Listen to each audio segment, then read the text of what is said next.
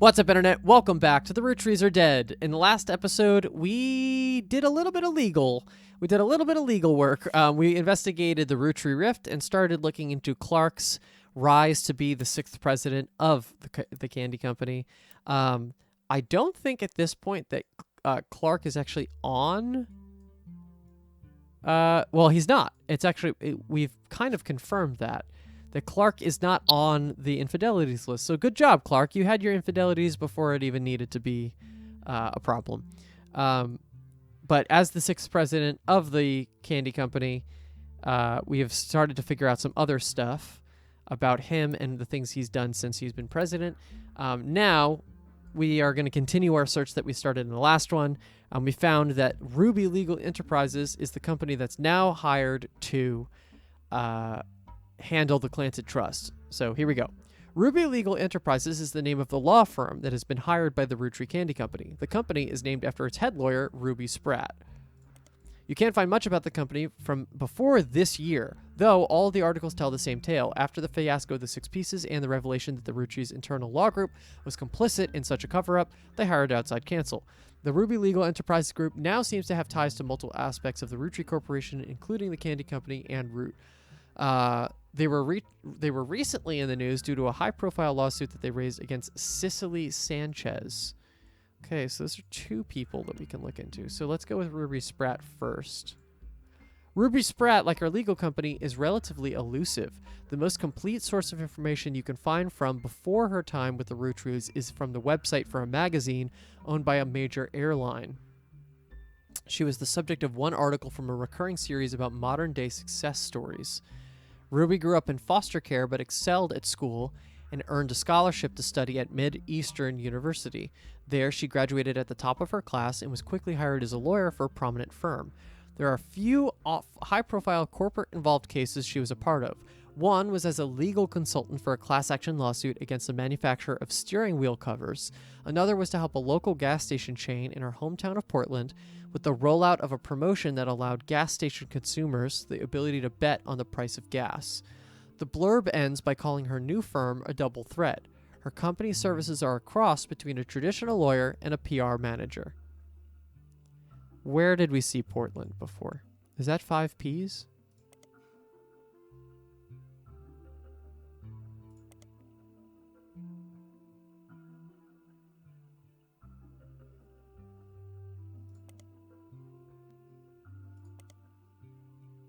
Yeah.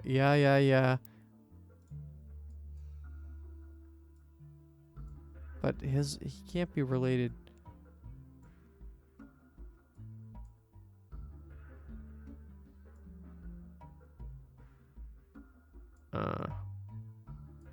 Okay. It was an idea. I'm still not gonna give that up though.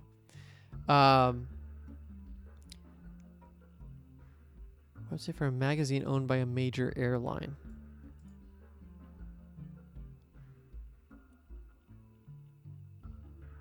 MidEastern University is probably worth looking up.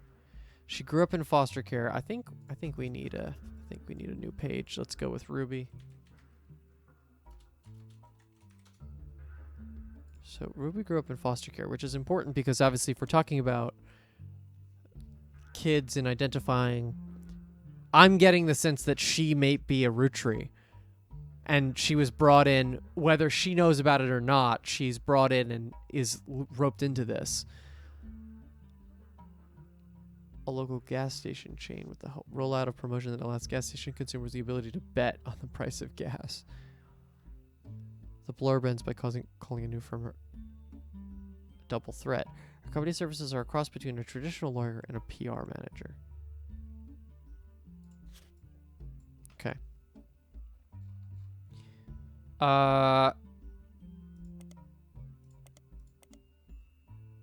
Okay.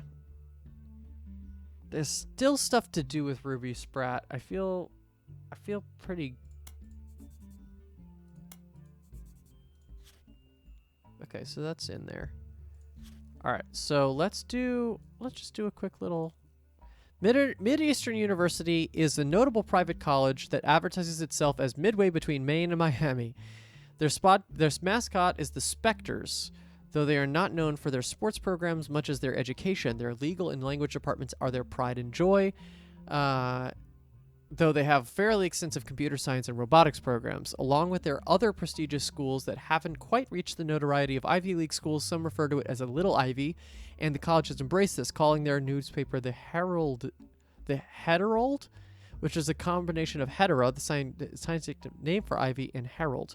Their website boasts that they still have a historical technology museum on campus, including a still functioning computer from the 60s that takes up a full room. They also have a printing press that they use to print one special year-end issue of the Herald each year. Herald is going to be a periodical. Yes. Herald is the school newspaper of MidEastern University. It appears to be available in your periodical archive. After a bit of research, you've discovered that it's a combination of hetera and Herald. Great.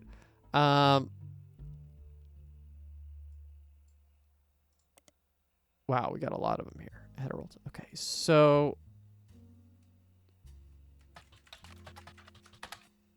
Ruby Sprat graduated top of her class from MidEastern's legal college. Her valedictorian speech was somewhat controversial at the time, as it was quite serious, with a heavy focus on wealth inequality.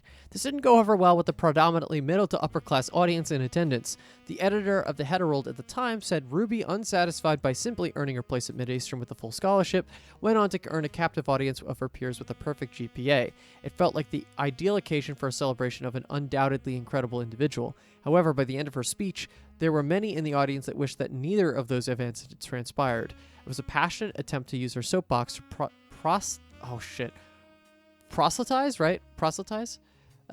proselytize her fellow students and their parents into the religion of poverty. But unfortunately, judging by their silence, they remained unconverted. Ooh.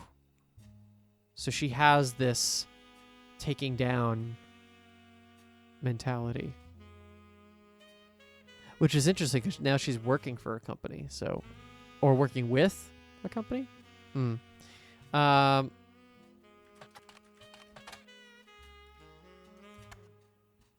just curious. Probably not, but I'm curious. Also, David. I don't know where he went to college, but we're gonna certainly try. Nope. Okay.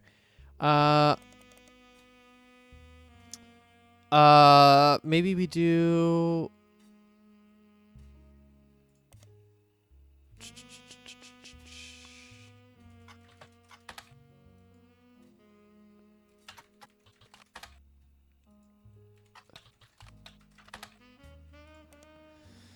Nope. Okay.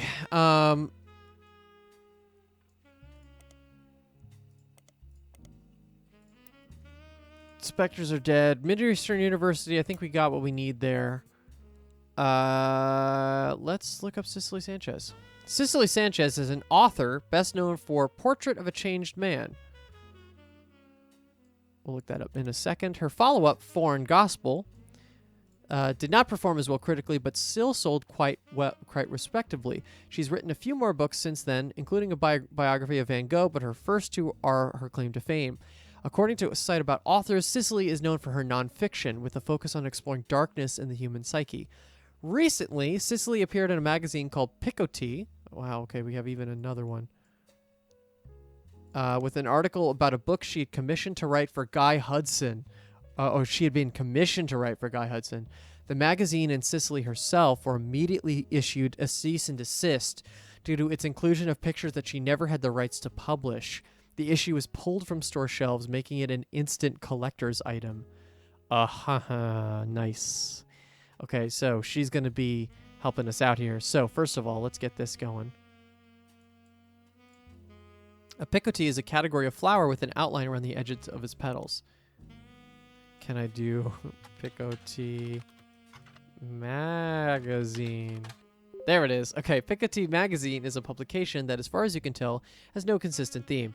It tends to contain tabloid-esque articles that appeal to a wider variety of audiences and appears in many grocery stores near the checkout line. Unlike traditional tabloids, it doesn't typically feature celebrities on the cover. Instead, it tends to latch onto and create sensationalist headlines about whatever subject appears to be popular at any given time. In recent years, this has included Beanie Babies, Magic Eye images, and even Red Bull. It is often come under fire for printing fiction along with its fact. Picot gets around this by saying in every issue that all of its articles are all the hearsay that's fit to print. At one point, Picot ran an article about Sicily Sanchez, an author. She claims to have written an unread book about Guy Hudson. The article was not even the main focus of the issue, yet the magazine was threatened legally by the Roottrees Corporation. That particular issue, the Big Sass Sea Bass issue, was pulled from store shelves. It has now become a big collector's item. It's especially amongst conspiracy theorists attempting to figure out what the Roottrees company was hiding. You recently find a Finnish online auction that has listed a copy at over $1,000, though nobody bid. Okay, so Picot is good. Let's look this guy up. Big Sass Sea Bass is a talking fish that sits on a fake mount on your wall. When you press the button and speak into it, it mimics your voice and then insults you. Many people consider it a ripoff of a more popular wall-mounted communication-based fish decoration, but the packaging makes it clear that this one does not sing. Instead, what the advertisements what the advertisements say set Big Sass Sea Bass apart from its competitors is a sardonic and sarcastic wit that'll leave you reeling with laughter. It's oceans of fun for the whole family. You'll be hooked on this big sassy bass. The words reeling, oceans, and hooked are conveniently bolded to ensure you recognize how clever the copywriter was. Recently, it appeared on the cover of Picot magazine in the same issue that a Roottrees-related article appeared. That issue was removed from stores after the Roottrees sued the magazine. The issue has become a collector's item and ripe for conspiracy theories about what the Roottrees were trying to keep from people. Great. Okay. Just gonna do another... Maybe it's worth looking those up. Maybe. And Sicily Sanchez is on there. Great.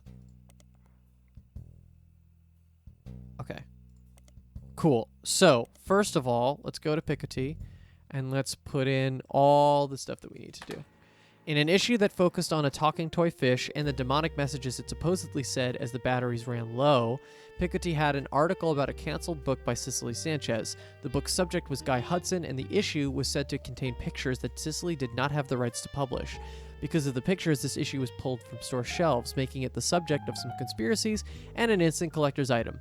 Due to its recall, the version found in these archives is incomplete. I feel like it's probably going to be the same. Yes. Okay. Let's just keep...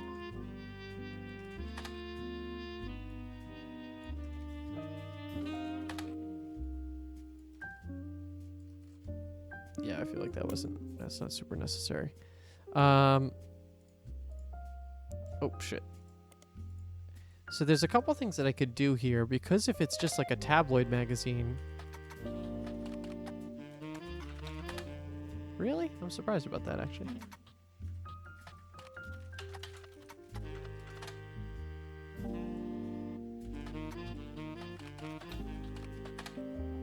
Aha. A week after the Roottrees sisters died in the plane crash, Picot was focused on an expose on the pilot and co-pilot. It was widely seen as a completely useless and an intentional mischaracterization of the two crew members. For example, they claimed that the co-pilot who was pilot flying that day was on pharmaceuticals, but it turned out that he had purchased a mild pain reliever in the airport gift shop the night before. They'd also claimed that the pilot had been let go from his previous position at a much larger airline, which was true, but only as part of a downsize. As far as you can tell, none of this is relevant to your investigation. Okay. How about Guy Hudson? Yep, same thing. Okay. Well, Carl. How about Root? 6 pieces. How about 5 P's? Okay, no. All right, and now let's go and grab her 2 books. So Sicily Sanchez, out of print. The book's description had this to say: What if everything you stand for, everything you know to be true today, could disappear in an instant? All of your politics, relationships gone in the blink of an eye.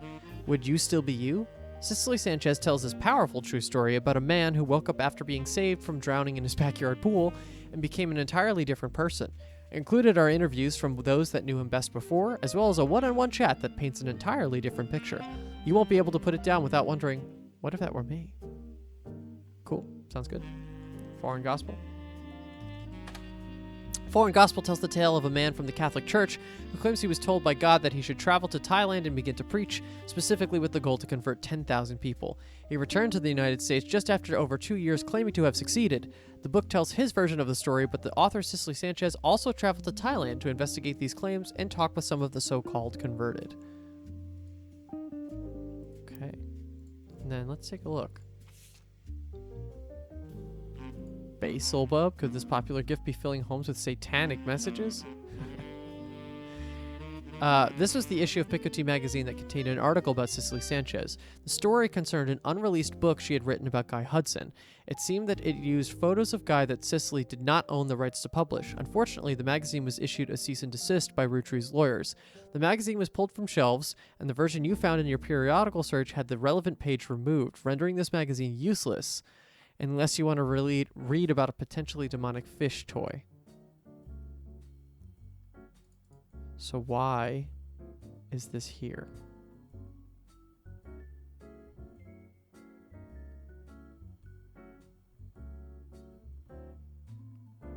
Or how can I get the real one?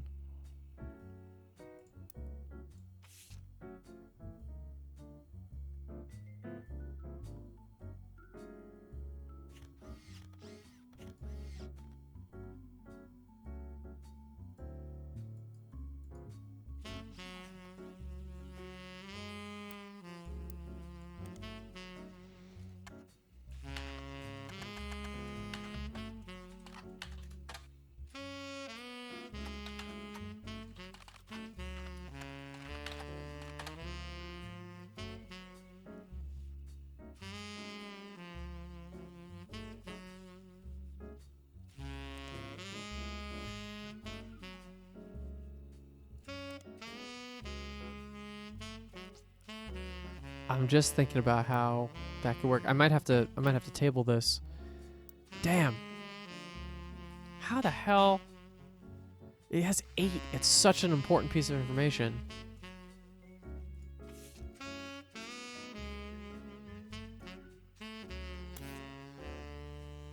Shit.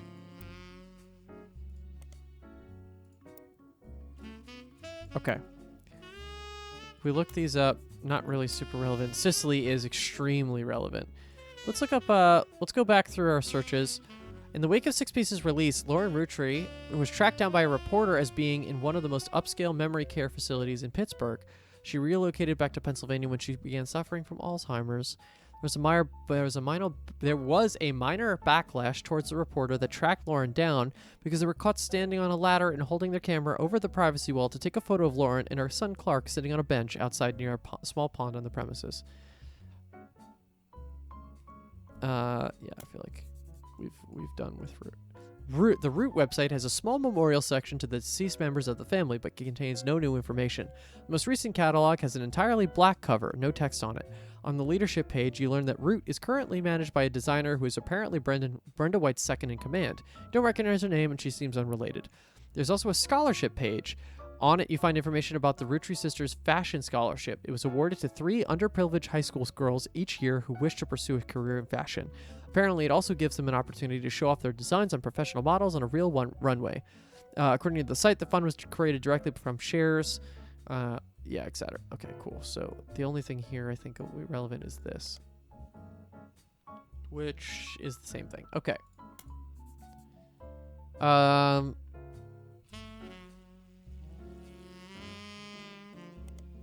All right, I want to just keep going through some of our...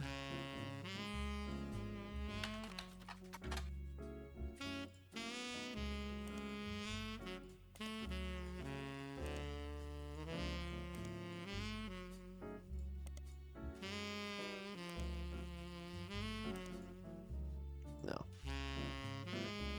How about Cravensworth, huh? Is there anything here for her? Nope. How about... Did we try to do the normal Google? Yeah. How about this? How about... I think that's us, right?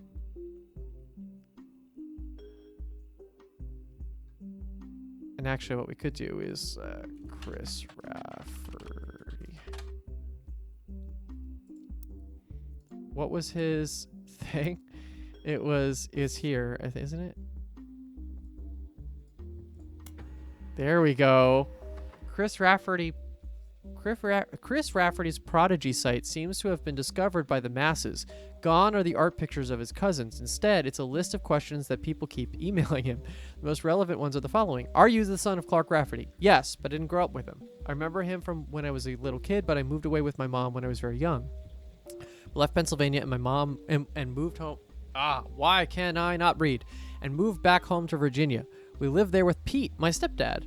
My dad and I spoke a few times when I found his phone number on a check he sent us in the mail when I was 15. He was happy to hear from me, and he now calls me once a month and came to visit me at college. He tells me about things I don't remember and people like Guy Hudson and Ernie Madsen. My dad and I get along, but obviously we aren't very close. I like the intentional misspell. Do you ever meet the Roottrees? I used to know the Roottrees, but never the sisters. I was in the office sometimes when I was a kid, and I definitely met Guy Hudson before he died, but I don't remember. My memory is weird. It's hard to know what I actually remember and what I only think I do because I have pictures. For example, I have a photo from when I was 5 and eating in the office with my dad, and Guy was there. I made myself sick by eating chocolate, and some woman who I don't know cleaned my face. I don't know if my memories of that come from the picture or not. The photo's been added to your evidence. How did you have proof of Ernie Madsen's heart condition? I knew Arnie had a heart problem because my dad told me on one of our phone calls. I asked him about the poison because I saw it on the Roottrees Curse website.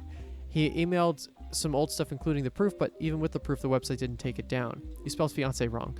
I'm not good at spelling or writing. I'm good at painting and other art. I'm going to go to school to learn how to edit movies. I want to make cartoons someday. Lulu is much better at spelling. Okay. During your initial search, you came across Thomas Overwood's conspiracy page about the Roottrees. 8 months later, the page still exists and is thriving. The visitor counter has reached 7 digits. Many older articles have been replaced. It seems that the recent uprising in Roottree news has left Thomas Overwood with a constant stream of events to base new theories on. More than one of his theories involve Rootree deaths being faked. According to Overwood, statistically, when you have this many high-profile people who have died in a family, the odds that one of them faked their death, it's just math. This newfound focus on death faking seems to coincide with a post mentioning that he's begun believing the guy's not dead theory.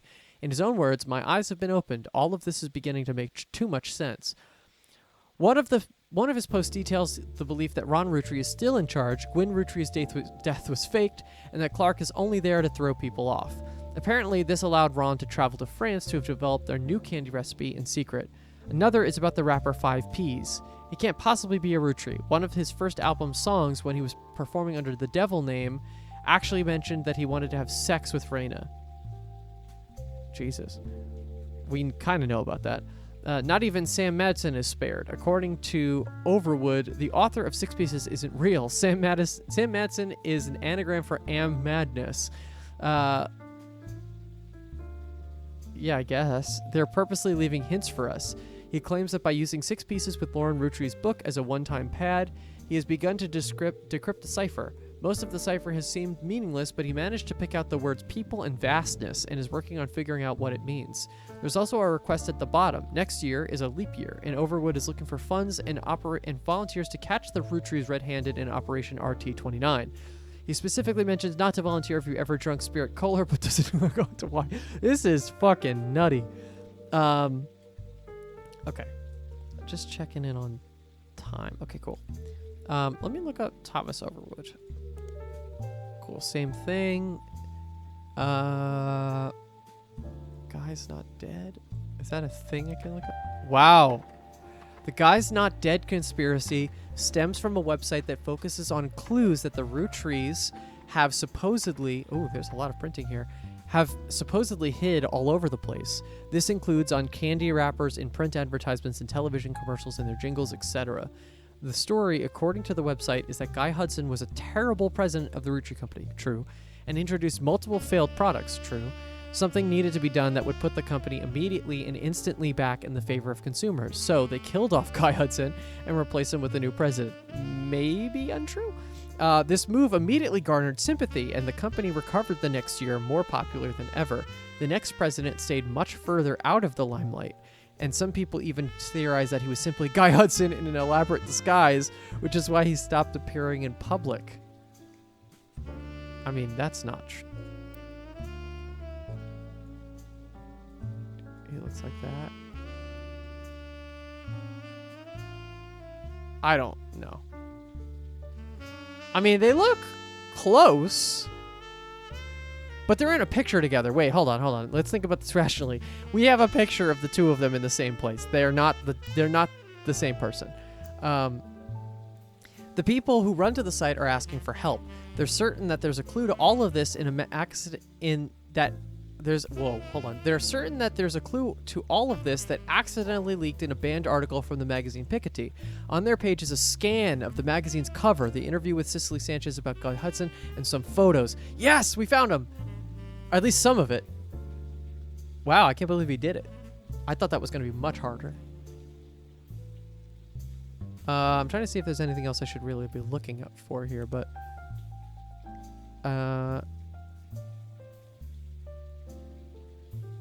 under the devil name? Is the devil name Dirty Davy? Oh, Dirty Devil. Right.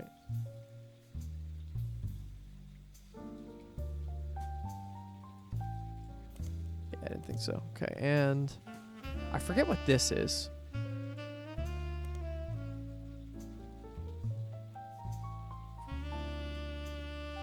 Right, it was like a chemical thing. Okay.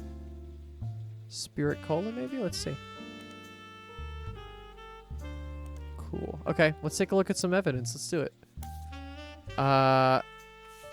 Oh, we add to it. Whoa. Okay. Hold on. I want to do this, but also, should I look at some of these other photos? No. Okay, here we go. This is an interview with Sicily Sanchez, an author. She was hired to write a book about Guy Hudson.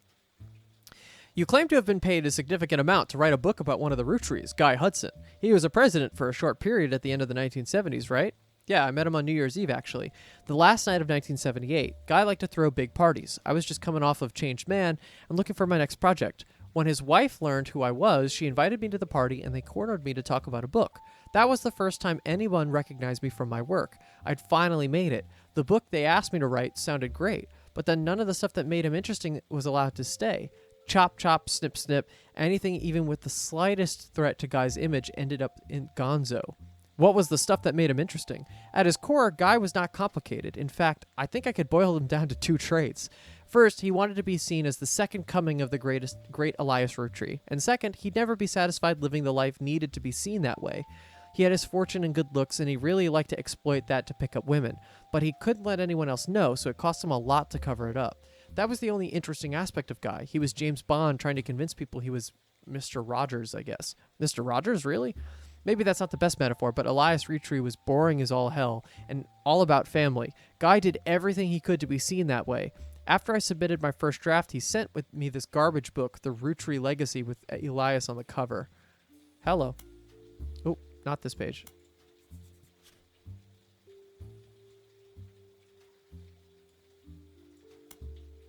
The last time that he and I met, he had even switched out his orange shoots for some of the same ones, that green ones that Elias wore. And remember fancy flavors? Guy knew that part of Elias' legacy was the 5-piece flavors.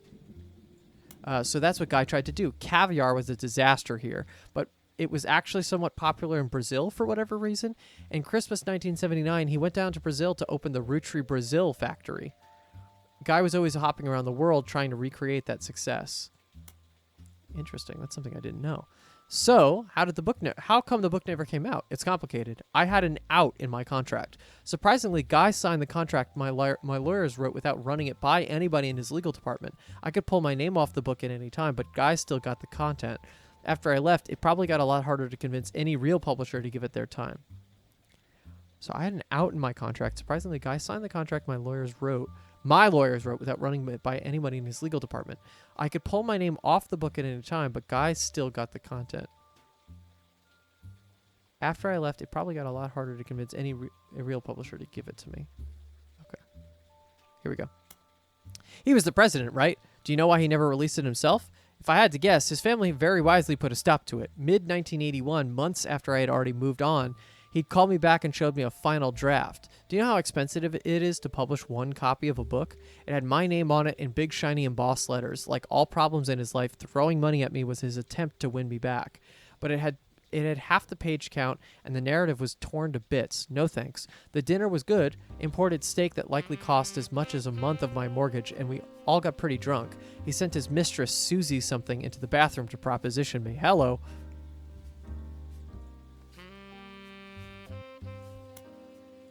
Poor girl. I remembered her from our trips overseas. She was too good for him. Anyways, he died soon after, and that was the last it ever came up. Oh, boy. Okay.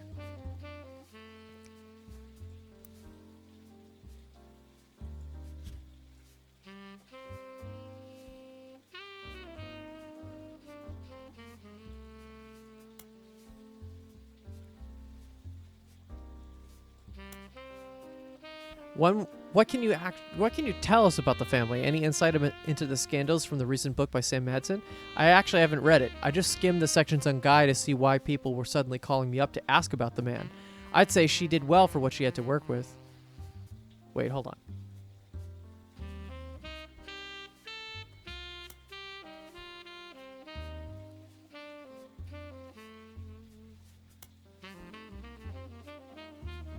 Oh, okay, she's talking about Sam. I just skimmed the sections on Guy to see why people were suddenly calling me up to ask about the man. I'd say Sam did well for what she had to work with. She only had rumors, whereas I spent time tailing him. Sometimes he knew, sometimes he didn't. He invited me to join them when dealing with Roottrees Brazil, but actually, I had people on him when he went to Australia, France, and China too. When he met with someone, I'd figure out who they were and how they were involved. Doubly so if the meeting happened when he didn't want me to be around. Despite his best efforts, I got the whole truth, including things even his family never knew. For example, the daughter of his business partner in Australia, I think her name was Robin. He and she definitely spent a few nights together that he didn't want his family to know about, but I did. Madsen got things wrong? Sam mentions Guy's affairs and treats them like most people would logically think to treat them, like the infidelity was a problem for Patricia. When his wife first approached me, though, it wasn't a talk, if you get my meaning. On paper and in public, it was a marriage like any other, but in reality, it was more of a mutually beneficial arrangement. They both got what they wanted out of it, the same thing. Ooh, this is complicated. And I think we already have seen shades of this, right? Because we're talking about having someone like Ford, right? The woman, the ASL woman, Susan Ford, right? Susan got an ASL wing out of it. So it's almost, in a weird way, almost like the same concept of like arranged marriages, where people are like in these relationships so that way they can get something out of it. This is getting something very similar, where it's like his wife knew, like his wife had a little bit, like she almost had like a strategy to it. Like she, maybe after the first time, she was able to hone who he actually went for. That's weird, but it definitely works and explains why he was able to do it so many times. Because five different affairs, that's a lot in whatever it is, 10 years. What was that? I'm assuming I only have to spell it out so you can get it in writing for your readers. Women. Patricia enjoyed the company of women and the swinger scene that made that more accessible. I told her that I wasn't interested in her and Guy. I found out later that if I had said yes, her next question would have been whether or not her husband actually had to be there too. Guy, on the other hand, was seen in a traditional marriage and at the same time could bed any woman that found him charming. I assure you that it was exactly the type of marriage he was interested in.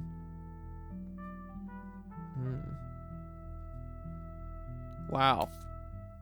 Okay, so, and then this photo is the first from a magazine interview with Sicily Sanchez in Picot. The issue of Picot magazine that it came from was pulled from the shelves, but you managed to find it online. Picot does not label its individual photos. Both photos were instead under the shared label. Sicily was provided these photos by the Roottrees Company for use in her book. In the background of the photo, there is a Christmas tree. Who is that?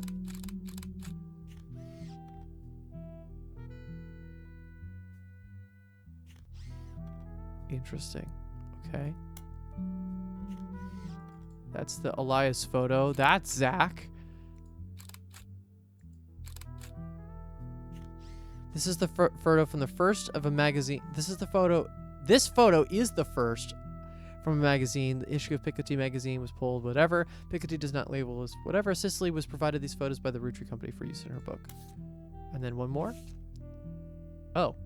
This photo is on Chris Rafferty's website. According to Chris, it's a photo of him, his father, and Guy Hudson. While they were distracted, he snuck into the supply of chocolate they kept for visitors and tours. Chris Rafferty did not know who the woman in the photo was. Interesting.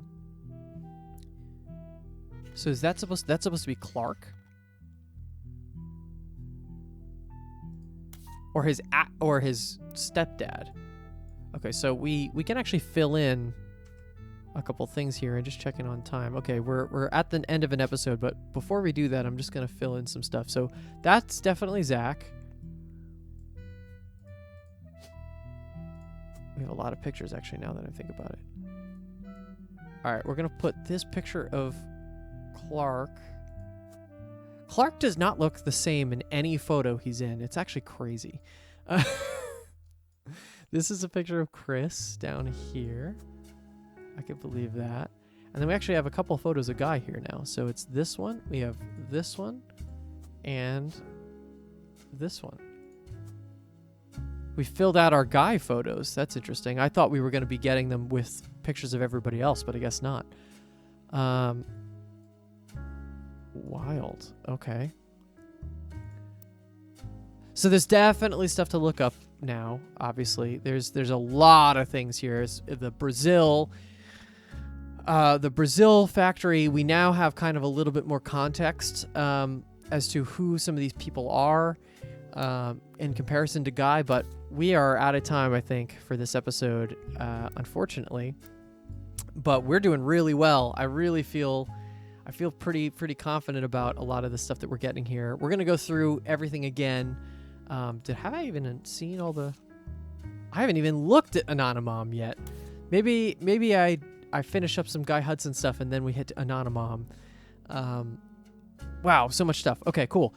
I'm really excited, as I have been. Thank you so much for watching. Please give this video a like and subscribe if you've liked the content so far. Again, this playthrough has been amazing, so it's been so much fun to go through. And I hope you've been enjoying it the same way. I hope you have a great rest of your day, and we'll see you in the next one.